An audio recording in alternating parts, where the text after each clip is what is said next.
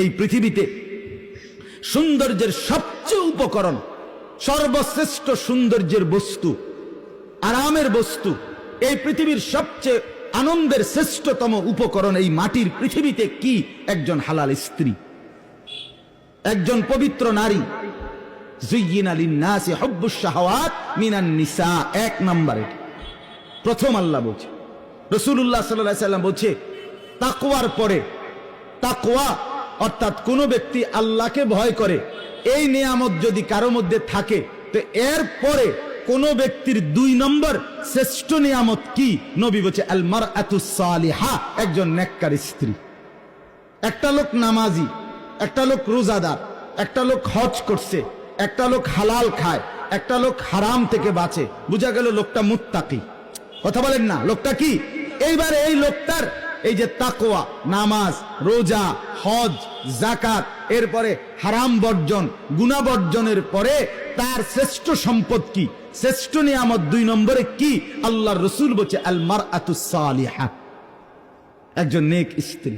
এই যে সঙ্গী, এই জোড়া, তার জোড়াটা তার স্ত্রী, তার স্ত্রী তার শ্রেষ্ঠ সম্পদ। আদ-দুনিয়া মাতাউন ওয়া খায়রু মাতাইহা আল মারআতুস সালিহা। নবীজি সাল্লাল্লাহু আলাইহি সাল্লাম বলেন তাম দুনিয়া আল্লাহ তাআলা বান্দার উপভোগের জন্য বানিয়েছেন, আর সর্বশ্রেষ্ঠ উপভোগের আনন্দের বস্তু হালাল স্ত্রী। হালাল, সেটা হালাল হইতে হবে, পবিত্র স্ত্রী হইতে হবে, কোরআন সুন্নাহর বন্ধনে হইতে হবে, শরীয়তের সীমারেখা মেনে নিতে হবে। ওই রাস্তার নর্তকী না, ওই সিনেমার নর্তকী না, ওই বেহায়া বেপর্দা নারী না, অবৈধ প্রেমিকা না, অবৈধ সম্পর্কের কোনো মেয়ে না। যে নারী বেহায়া, যে নারী বেপর্দা, যে নারী বেশরম, যে নারী অবৈধ সম্পর্ক করে, খোদার কসম রাসূলের হাদিস মতে সে কোনো বেডি না, বেডির জাতও না। বেহায়া নারী এটা কোনো বেডিও না, বেডির জাতও না। এটা প্লাস্টিক অথবা ইলাস্টিক অথবা বালতি অথবা লোডা অথবা বদনা। হ্যাঁ, রাসূল বলছেন আল মারআতু আওরা, নারী বলে কাকে? নবী বলছে এক শব্দ, নারী বলে কাকে? পাউডার মাখে যে, নাকি ফেয়ার এন্ড লাভলি ডলে যে, রাস্তা রাস্তায় টোটো করে হাঁটে যে, না। রাসূল বলছে আওরাতুন, নারী বলে তাকে ঢেকে থাকে যে, নারী বলে তাকে আড়ালে থাকে যে, নারী বলে তাকে গোপন থাকে যে, নারী বলে তাকে লুকিয়ে থাকে যে। খোদার কসম এটাই বলে নারী। অতএব বেপর্দা নারী নারী না, বেহায়া নারী নারী না, বেশরম নারী নারী না। বলে তো হেবুডি গীতা, হেবুডি ডাক্তার দেখ, হেবুডি গীতা আমার কি দরকার? কথা বোঝেন নাই? নবী বলছে আমনে কোনো বেডি না। বলে তো আমি কিতা, তো আমনে না ডাক্তার দেবেন, আমনে কিতা, আমনে ডাক্তারের তো খবর লন। এই জন্য আল্লাহ তাআলা এটা নিয়ামত দিয়েছেন। রাসূলুল্লাহ সাল্লাল্লাহু আলাইহি সাল্লাম বলছেন হাদিসের মধ্যে আছে, নবীজি বলছে আরবাউন মিনাস সাআদা, এটা দারুণ হাদিস শুনেন। নবীজি বলছে 4টি জিনিস কোন মানুষের দুনিয়ার জীবনে সৌভাগ্য, 4টা জিনিস যদি থাকে কারো। 1 নাম্বার আল মারআতুস সালিহা, একজন নেককার স্ত্রী। 2 নাম্বার আল জারুস সালিহ, একজন নেককার প্রতিবেশী, একজন নেককার প্রতিবেশী। 3 নাম্বার আল মাসকানুল ওয়াসি', একটা প্রশস্ত ঘর। 4 নাম্বার আল মারকাবুল হানি, একটা আরামদায়ক বাহন, মানে গাড়ি, আরামদায়ক যানবাহন। এই 4টা জিনিস সাআদা, সৌভাগ্য। রাসূলুল্লাহ সাল্লাল্লাহু আলাইহি ওয়াসাল্লাম বলেন কোরআনের একটা আয়াত নাজিল হইছে, ওয়াল্লাযীনা ইয়াকনিজুনা আয-যাহাবা ওয়াল ফিদ্দা ওয়া লা ইউনফিকুনাহা ফি সাবিলিল্লাহ ফাবাশশিরহুম বিআযাবিন আলীম।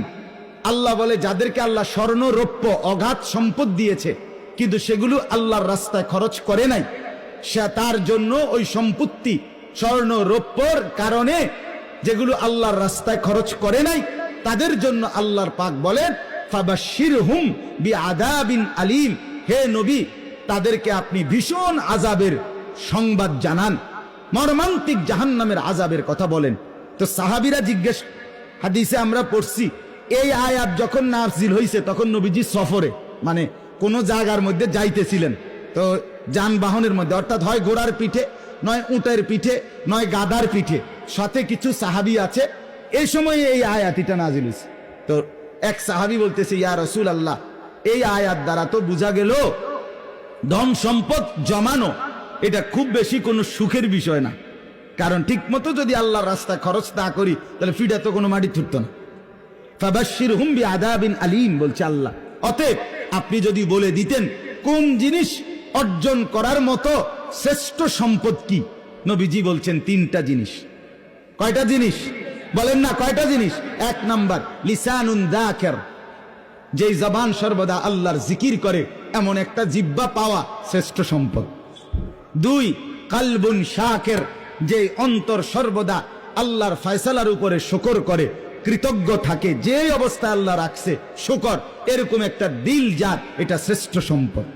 3 নাম্বার ওয়া যাওজাতুম মুমিনা, একজন নেককার ইমানদার স্ত্রী যার আছে, এটা শ্রেষ্ঠ সম্পদ। তুঈনুহু আলা ঈমানিহি আই দীনিহি, রাসূল বলছে যে স্ত্রী এমন নেককার যে তার স্বামীকে দ্বীনের কাজে সাহায্য করে,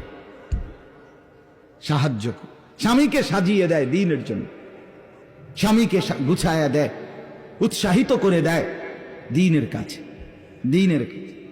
হ্যাঁ, হযরত মাওলানা মুফতি আরিফ বিন হাবিব, বাংলাদেশের বর্তমান সময়ের উজ্জ্বল নক্ষত্র, বাংলাদেশের এক শ্রেষ্ঠ হাদিস বিশারদ, আলেমে দ্বীন, বর্তমান সময়ের সারা জাগানো একজন আলেম। ওনার একটা বই বাইরিছে, মিম্বরের আমানত, বইটির নাম 3 খণ্ডে। এটার প্রথম খণ্ডে এই হাদিসটি সব আছে। আমি এই গত 3-4 দিন ধরে ফোর্সি বইয়ে গাড়ি এডি এখন আপনার শুনেন।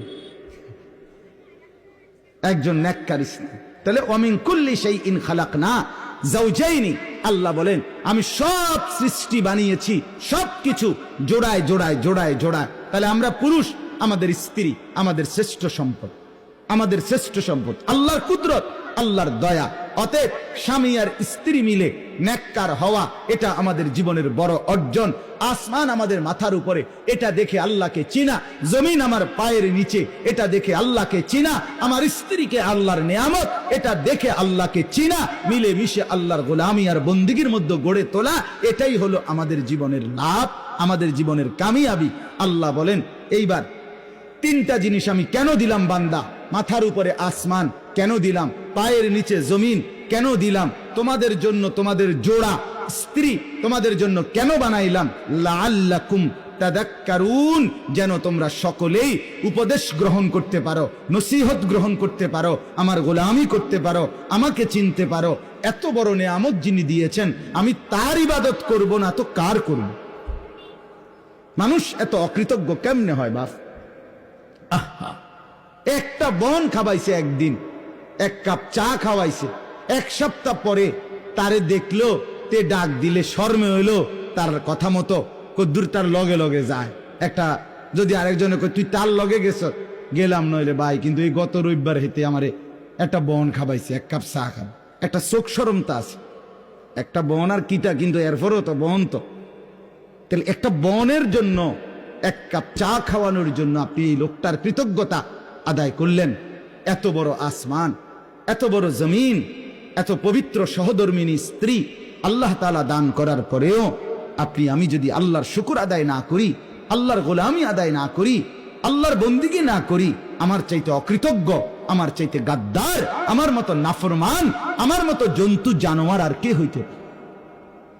সর্বশেষ কথা হইল, আল্লাহ তাআলা বলেন অতএব বান্দা যদি এটা বুঝে থাকো যে আসমান আমি বানিয়েছি, জমিন আমি বানিয়েছি, বিছিয়েছি, তোমাদের জন্য তোমাদের জোড়া আমি বানিয়েছি, তাহলে উপদেশ যদি নিয়ে থাকো, ফাফিরু ইলাল্লাহ, তোমরা সবাই শয়তানের কুমন্ত্রণা, নফসের ধোঁকা, নিজেদের নাফরমানির রাস্তা ছেড়ে, তওবা করে, গুনাহ ছেড়ে, ফাফিরু, দৌড়াইয়া ছুটে আমি আল্লাহর দিকে ফিরে আসো।